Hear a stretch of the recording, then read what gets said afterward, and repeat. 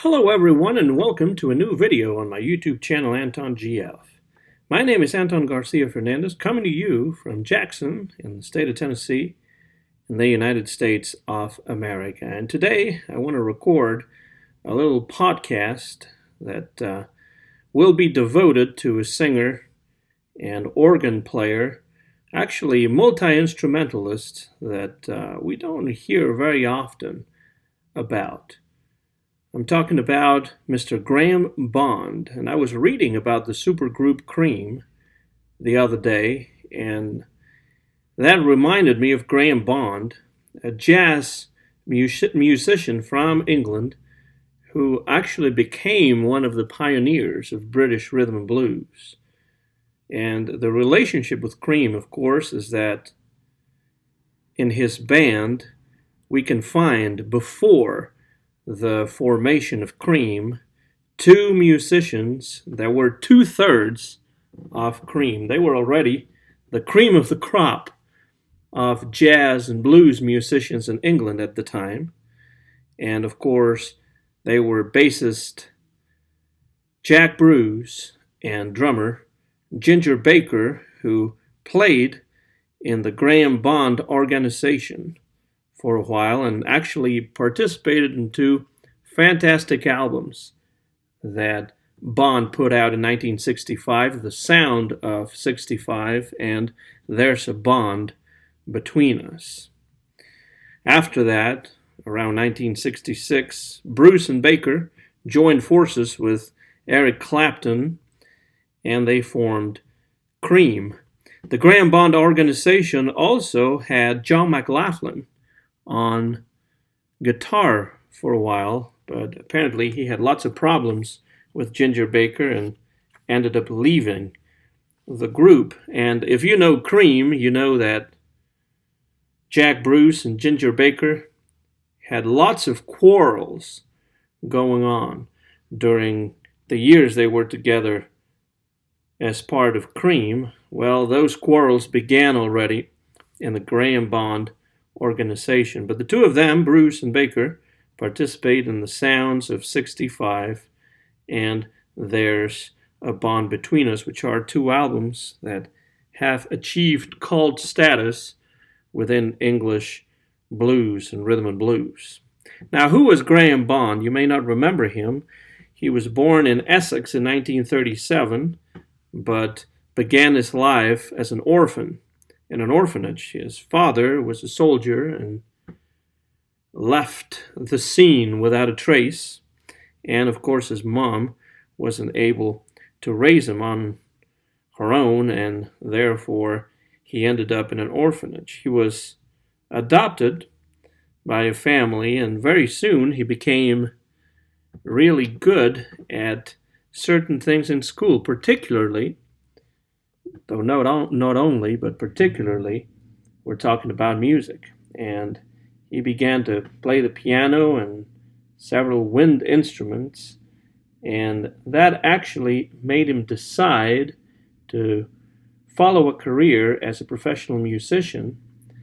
It wasn't just that he loved playing the piano and other instruments, but also the fact that he discovered jazz. And jazz was very popular in England throughout the 1950s, particularly during that revival of Dixieland jazz that came to be known as trad jazz in the British Isles. And out of that trad jazz came other styles, like, for example, the skiffle, spearheaded by Lonnie Donegan. Donegan, of course, is one of my favorite British acts of all time, and I have recorded one video, I think one in Spanish, but I've recorded one video about Donegan on the channel. Going back to Graham Bond, because we're not talking about Lonnie Donegan today, he concentrated on alto sax because his idol was the great Charlie Parker. But by the beginning of the 1960s, he began to get interested in the Hammond organ because he began listening to the great Ray Charles. Those were years where jazz wasn't as popular anymore in England. The popularity of jazz began to decline in the early 1960s, precisely because interest grew in blues, rhythm and blues, and of course rock and roll. So Graham Bond concentrated or switched to the organ and became a member of Alexis Korner's Blues Incorporated, one of the pioneering bands in British blues, and that is where he became acquainted with Jack Bruce and Ginger Baker. They would leave the band, all three of them, and form the Graham Bond Organization, also with John McLaughlin on guitar, but as we said before, McLaughlin didn't last too long in the band and was replaced by the sax player Dick Hextall Smith. Robert Stigwood became their manager, and of course Robert Stigwood was an important manager at the time. They signed with EMI and recorded a few singles, and also, well, under their own name, but also as the backing band of other singers like Duffy Power. And I tell you, Duffy Power, who began his career as a pop and rock singer, made some really interesting blues-type records in the 1960s with and without Graham Bond. Unfortunately, those are fairly hard to find these days, but Duffy Power, kind of a strange name, but a really accomplished singer in his own right, and of course made recordings in different styles. But besides recording a few singles and also becoming the backing band for other vocalists and artists, the Graham Bond Organization is important because they recorded those two albums that I mentioned before, The Sound of 65 and There's a Bond Between Us. And if you listen to those albums, you will hear the attractive sound of the organization, which mixes rhythm and blues, rock, and jazz, and is led by the organ played by Bond. In fact, organization puts the emphasis on the first 5 letters of the word organization, which are organ, a pun there, because of the fact that Graham Bond was an organist. Of course, he, as we will see later, he didn't simply play the organ, he would also play the mellotron on several recordings.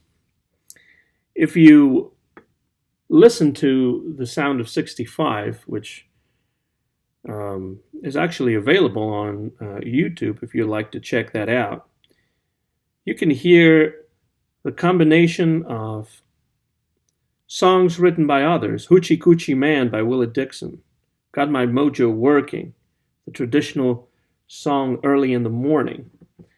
And that is mixed with some original material, some songs written by Bond himself, but also some by Jack Bruce and some by Ginger Baker. Spanish Blues, for example, has a Latin beat to it. Great playing from Ginger Baker on drums there. Train Time is a song actually sung by Bruce, who would later keep singing with Cream and begins to sing here with Graham Bond. And then there's Oh Baby, which really sets the foundation for later Cream songs, such as, for example, Toad. Whereas The Sound of 65 was attempting to capture the live sound of the band in the studio, There's a Bond Between Us, that's the other album by the Graham Bond Organization for EMI, and again, there's a pun right there, there's a bond, Graham Bond, There's a Bond Between Us, is a pioneering record because Graham Bond switches from Hammond organ to the mellotron. And Bond is playing the mellotron before the Beatles, before the Moody Blues, or before King Crimson. And, well, this is really being done in the early years, the infancy of the mellotron. And apparently that was not an easy instrument to transport and to set up for gigs. Sometimes would get all heated up and get messed up during live concerts. But on the album, Bond does a great job using the mellotron to channel all the different influences of the band, particularly the rhythm and blues that he learned on recordings by Ray Charles. There's a version of What I Say, for example, by Charles. Booker T. There's Last Night by Booker T. And then songs by Roy Hamilton and Chuck Willis. I particularly love Chuck Willis, who was very influential, though most people don't remember him these days. He was very influential, and even Elvis Presley recorded some numbers by Chuck Willis for RCA Records. Besides these readings of other people's material, there's also some original stuff. Walking in the Park, written by Bond, which would later be covered by the band Colosseum. Dick's Instrumental, as the title implies, an instrumental by Dick Hextall Smith. And Camels and Elephants by Ginger Baker, which again prefigures the music that he will be playing with Cream shortly thereafter. Two excellent records. They're not very well known these days, but they're perfect to understand, to get a glimpse, an oral glimpse of the sound of the Graham Bond organization. Fortunately, these are two albums that were released back in 1999 on a single CD by Beat Goes On Records, BGO Records. And I have that release and the liner notes in the booklet written by Harry Shapiro in November of that year, 1999, quote, a really interesting interview that Bond himself did with Melody Maker around the time that these two albums were recorded, around 1965, around the time that they were released as well. And this is what Bond said to Melody Maker back in the 1960s. Nobody plays like us this side of the Atlantic or the other. We wouldn't be scared of playing in America. The reason I left jazz was because I was expected to play like somebody else all the time. 90% of what we play in the group is improvisation, and it is us. We rely on being inspired, and usually we are, because we have a telepathic feel between us and a respect for each other. All of us are capable of composing and arranging. Ginger is not just a drummer, but an exceptional musician. There is a narrow line between egotism and belief in what we are doing. We know our faults too, and as I see it, we are only at the beginning of what we can achieve. Very interesting to hear Graham Bond, or to read Graham Bond saying that Ginger Baker wasn't just a drummer, but an exceptional musician. He was right about that, and he's also voicing this idea that perhaps drummers were lesser musicians, or at least seen that way at the time, and that of course is a myth. Listen to Ginger Baker, listen to Keith Moon, listen to Tony Crombie in England, even Ringo Starr. Great drummers really of the period, along with Charlie Watts, just to name a few. And it is true that they could have achieved a lot more, but unfortunately, the Graham Bond organization didn't have much impact on the charts. These two records are wonderful, but they didn't make the charts move. And for that reason, Jack Bruce and Ginger Baker would leave the band pretty soon to join Eric Clapton and found Cream. Hextall Smith wouldn't take too long either in leaving the band and accepting an offer from John Mayall to play with his Blues Breakers, another fantastic band in those years that took blues and rhythm and blues very seriously. What happened to Graham Bond after the organization disbanded? Well, his career hit the doldrums. The problem was not musical, really. It had a lot to do with all the psychological problems that he had, with the drug addiction that he suffered. He left England, came to the United States for a while, became a session musician, played with different artists, among them Dr. John, and then went back to England and formed several new bands, but very little success.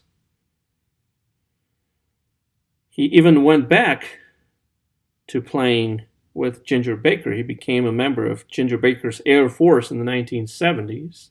He also reunited with Jack Bruce for a time, but his health, his mental state were deteriorating, unfortunately. Some of the bands that he formed in these last few years of his life didn't even record anything. And even some sessions that he participated in, some of which he led, were not released at the time and wouldn't be for several decades, in fact. Graham Bond became interested in magic and the occult as well, to such an extent that this became really an obsession for him, and it is said that in his last few years he believed that he was the son of the writer and occultist Aleister Crowley. His ending was fairly tragic. He died in 1974, and he was run over by a train at a train station in London. Maybe that was not really an accident. Apparently, it could have very well been suicide. He was only 36 years old when this happened. And well, though he was an important pioneering figure in the British rhythm and blues scene in the 1960s, he is unfortunately rather forgotten today. Fortunately, some of his recordings have been reissued on CD. Particularly interesting is that CD that includes two LPs, The Sound of 65 and There's a Bond Between Us, which are really the best gateway to the music of Graham Bond and his organization. But besides that, there's a nice 2-CD set that features recordings from 1963 with John McLaughlin, Jack Bruce, and Ginger Baker as a quartet called Solid Bond. Not easy to find, unfortunately. Not as easy to find as this twofer that includes Sound of 65 and There's a Bond Between Us, but really recommendable. And then if you really enjoy the music of Graham Bond, there's a set including most of the sessions that he did live for the BBC back in the 60s. Any of that would give you an idea of the music of Graham Bond, but by far the best way to get to know his music is to listen to those two albums from 1965, The Sound of 65 and There's a Bond Between Us. Still easy to find and released on CD back in 1999 by Beat Goes On Records. Really interesting musician, Graham Bond, not very well known these days, but an important, very important figure back in the 1960s when blues and rhythm and blues were taking England by storm. That was the time of the Animals, Rolling Stones, Cream, and of course, musicians like Alexis Korner and John Mayall. Graham Bond has his place, and his music is really interesting and personal, and in many ways different from all the others. So I highly recommend you check out the music of the Graham Bond Organization. Thanks for listening. This is the end of this podcast, in which we have profiled the figure of Graham Bond and his organization, taking a trip back to the 1960s and 1970s in Great Britain. My name is Anton Garcia Fernandez, coming to you from Jackson in the state of Tennessee in the United States of America, where this podcast was recorded in May of 2021. And mine, of course, is the copyright of this broadcast, which you'll be able to hear very soon on my YouTube channel, Anton GF. Signing off now. Thanks again for listening. If you know the music of Graham Bond and would like to leave a comment, make sure to do so under the video. I always read the comments and try to respond to them as soon as I get a chance to. Thanks again. This is Anton Garcia Fernandez signing off from Jackson, Tennessee in the United States of America. See you soon. Bye-bye for now.